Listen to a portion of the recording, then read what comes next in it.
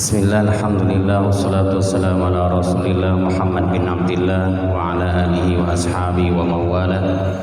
Allahumma rabbi israhli sadri wa yassirli amri wa hlul 'uqdatam min lisani yafqahu qawli. Subhanaka la ilma lana illa ma 'allamtana innaka antal alimul hakim. La haula wa la quwwata illa billahil aliyyil azim. Allahumma nawwir qulubana bi nuri hidayatik kama nawartal arda bi nuri samsika abadan abada. Teman-teman sekalian, segala sesuatu yang Allah ciptakan pasti ada yang diciptakan secara umum, ada yang diciptakan secara spesial. Ada yang banyak, ada yang sedikit. Ada yang bernilai harga tinggi, ada yang biasa. Batu, ada batu yang murah meriah, koral, tapi ada juga batu yang mahal luar biasa, yaitu batu mutiara. Allah menciptakan segala sesuatunya itu dari mulai yang biasa sampai kepada yang luar biasa. Dan Ramadan adalah salah satu bulan yang Allah ciptakan untuk kita, adalah bulan-bulan yang penuh dengan kebaikan. Sayang kalau kita tidak mengetahuinya. Sayang kalau kita melaluinya dan memasukinya dengan kegiatan-kegiatan yang tidak produktif. Karena seringkali kita ini bikin rencana dan bikin schedule untuk Ramadan. Saya Ramadan setiap hari one day one juz, minimal satu hari satu juz.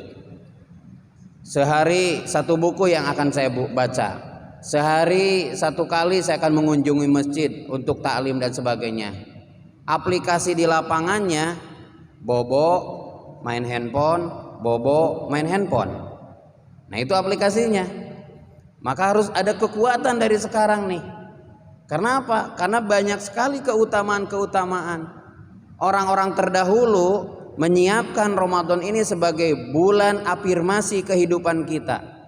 Kalau sebagian teman-teman kita, afirmasi hidup kita itu mulai dicanangkan mulai tanggal 1 Januari. Setelah melewati masa-masa yang menegangkan karena banyaknya petasan di langit tanggal 1 Januari. Gitu ya.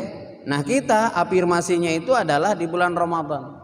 Kenapa demikian? Mari kita lihat. Yang pertama, Ramadan adalah bulan yang penuh ampunan. Ini berdasarkan hadis, man shoma ramadanan imanan wahtisaban ghufira lahu ma taqaddama min danbihi. Barang siapa yang berpuasa di bulan Ramadan dengan penuh keimanan dan penuh pengharapan kepada Allah, ghufira diampuni lahu bagi orang ini ma taqaddama min danbihi, apa dosanya di masa lalu, dosanya di masa lalu. Adakah di antara kita yang pernah terjebak dosa dan nista di masa lalu? Kalau ada, jawabannya Ramadan bersungguh-sungguhlah memohon ampunan kepada Allah. Adakah di antara yang hadir pernah mengecewakan orang tua sampai meneteskan air matanya? Maka sebelum air mata ini menjadi penghalang antara doa kita dengan Allah, antara doa kita dengan Rabb, maka mohonlah ampunan di bulan Ramadan ini. Ini adalah pembersihan tahunan.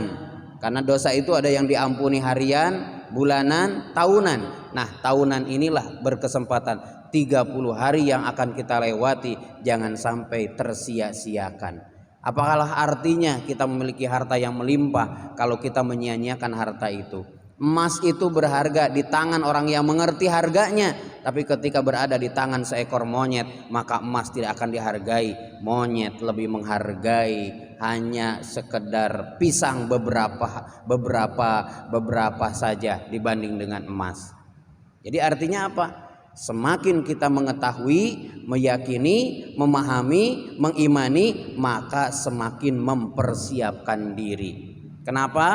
Karena orang yang akan dijamu adalah orang yang layak untuk dijamu.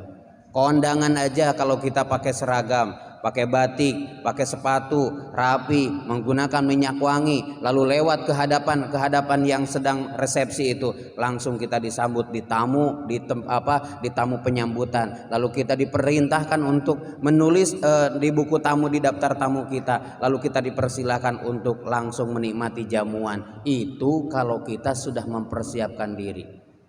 Coba kalau kita mau ke undangan, isi dan amplopnya sudah kita niatkan besar lagi karena itu adalah teman akrab kita. tapi datangnya tidak menggunakan pakaian yang layak, compang-camping, bahkan mungkin ibu-ibu pakai dasteran saja, sendal capit. Kira-kira mau kondangan begitu disambut, dijamu tidak? Tidak. Paling dipersilahkan ke bagian dapur. Nah, itulah kira-kira. Makanya siapa yang mau dijamu oleh Allah di bulan Ramadan, siapkan hatinya, siapkan pikirannya, siapkan niatnya, siapkan tubuhnya supaya kita layak mendapatkan jamuan di bulan Ramadan. Tadi bulan ampunan itu seperti apa? Man shoma ramadanan imanan wa ihtisaban ghufira lahu ma taqaddama min danbihi. Maka sekarang daripada kita diingatkan oleh Allah langsung, lebih baik kita mengingat diri. Catat daftar dosa kita kepada manusia. Kalau kita banyak, lisan kita sangat mudah sekali mengucapkan kata-kata candaan tapi meremehkan, menghina, membuli. Ya, kadang-kadang kita merendahkan orang lain. Mungkin kita merasa nyaman aja, enak aja karena kita menganggap itu adalah candaan. Tapi bagi orang yang menerimanya, mungkin dia harus memendam rasa emosinya, rasa marahnya karena mempertahankan persahabatannya. Padahal hatinya sakit dengan ucapan kita. Padahal hatinya tersinggung dengan perkataan kita. Padahal hatinya tidak nyaman dengan ucapan kita. Maka daftar dosa yang kita catat jauh lebih baik daripada diingatkan oleh orang lain.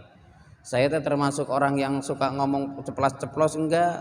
Saya termasuk orang yang suka menggampangkan orang lain, tidak. Saya suka merendahkan, tidak. Kalau tidak ditemukan, enggak. Saya enggak pernah merendahkan, enggak pernah melecehkan, enggak pernah menghinakan. Oke, aman dengan sesama manusia, berarti aman. Tapi dengan Allah, dari mulai balik sampai sekarang, berapa kali sholat yang tertinggal dengan sengaja.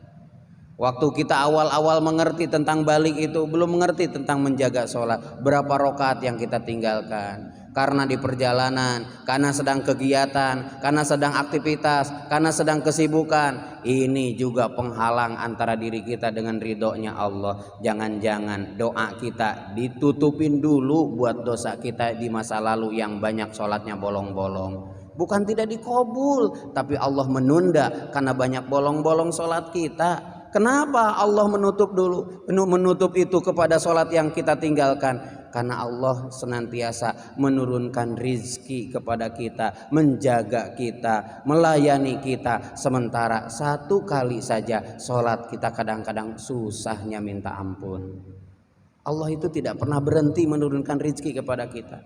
Sementara kita malas-malesan dalam beribadah kepada Allah. Sementara kita sering abai beribadah kepada Allah. Maka ketika kesadaran ini muncul, ya Allah, memasuki bulan suci Ramadan ini, semoga Engkau betul-betul mengampuni dosa-dosa hamba ini. Maka dicatat. Maka kata Rasulullah, kullu da'in dawaun wa dawa'ud dunubi al istighfar. Setiap penyakit ada obatnya dan obatnya dosa adalah istighfar. Lihat kisah-kisah orang yang ditolong oleh Allah karena istighfarnya. Nabi Yunus berada di dalam perut ikan.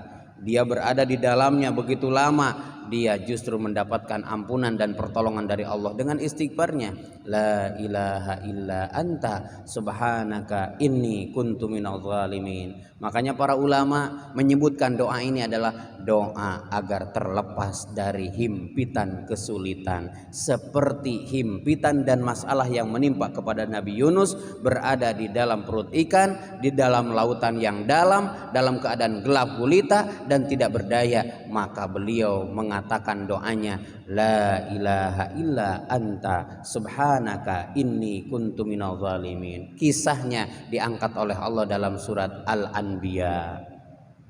Atau sholawatnya Nabi Adam alaihissalam ketika dipisah oleh Allah dengan istri tercinta, dengan Siti Hawa, Sayyidatuna Hawa bahasa Arabnya, dengan Sayyidatuna Hawa. Beliau tidak menyalahkan dosa istrinya, tidak menyalahkan siapapun, tapi justru menyalahkan dirinya. Apa permohonan Nabi Adam ketika beliau dalam keadaan terpisah dengan istrinya, padahal istri itu adalah partner satu-satunya yang sangat potensial menemani kita sampai akhir hayat nanti. Sedekat-dekatnya orang tua, mungkin kita akan berpisah dengan mereka. Kita yang meninggalkan mereka atau mereka yang meninggalkan kita. Tapi pasangan yang kelak akan menjadi jodoh kita, mereka berpotensi menemani kita sampai akhir hayat, bahkan bisa dipertemukan di surganya nanti. Amin ya robbal alamin. Maka ketika itu Nabi Adam alaihissalam pun memohon perlindungan dan pertolongan kepada Allah agar dipertemukan dengan istrinya justru dengan istighfar. Istighfarnya sangat populer. Rabbana zalamna anfusana wa illam tagfir lana wa tarhamna lanakunanna minal khasirin. Rabbana zalamna, wahai Tuhan kami sudah zalim kepada diri kami, kan gitu ya. Saya sudah berbuat salah, saya sudah berbuat aniaya, saya sudah berbuat buruk, saya sudah berbuat dosa, saya sudah menghinakan diri saya sendiri. Jadi yang disalahkan adalah diri kita, mengoreksi diri kita. Rabbana zalamna anfusana wa illam taghfir lana wa tarhamna lanakunanna minal khasirin. Maka mudah-mudahan kita bisa wasari'u ila magfiratin. Segera kita menuju kepada ampunan Allah Subhanahu wa taala. Boleh dari sekarang perbanyak istighfar ya. Rasulullah sendiri doa dan zikir yang paling banyak di bulan Ramadan itu adalah Allahumma innaka afuwun karim tuhibbul afwa fa'fu anni. Sering tarawih enggak? Sering dengar enggak doa tadi? Dibaca oleh imam, dibaca oleh jamaah, dibaca oleh imam yang memimpin sholat tarawih kita di penghujung tarawihnya. Allahumma innaka afuwun karim tuhibbul afwa fa'fu anni. Ini adalah doa yang disampaikan oleh baginda Rasulullah saat berada di bulan Ramadan. Kita butuh pertolongan dan ampunan Allah, karena boleh jadi bukan doa kita yang ditolak oleh Allah, tapi Allah segera menutup dosa-dosa kita dengan semua doa yang kita panjatkan. Untung Allah itu merahasiakan dosa kita. Untung dosa itu tidak menimbulkan bau. Andaikan dosa itu berbau, mungkin kita sudah lebih menjijikan ketimbang bangkai itu.